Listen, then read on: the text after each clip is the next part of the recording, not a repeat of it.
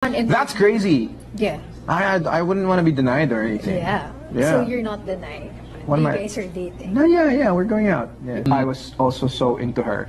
So Matapos ang relasyon ni Jericho Rosales kay Kim Jones ng 10 taon, this 2024 ay nanumbalik ulit sa buhay pag-ibig si Jericho. Nakipaghiwalay si Echo sa asawa niyang si Kim noong September 2019 at namuhay bilang single ng 5 taon.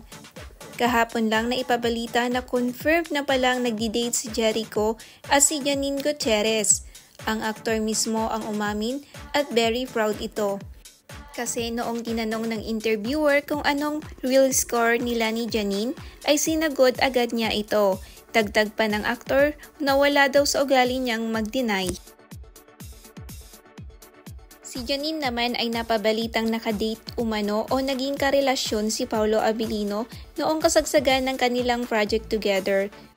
Pero ni isa sa kanila ay hindi umamin.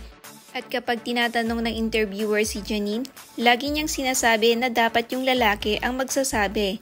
Kapag si Paolo na ang tinanong ay no comment lagi. Nagsabi naman dati na lumabas daw sila ni Janine pero hindi niya sinabi na may relasyon sila. Kung fans ka ni Paolo ay alam mo na siguro ang nature niya when it comes to his love life. Hanggat maaari ay gusto niya maging pribado ang kanyang buhay pag-ibig.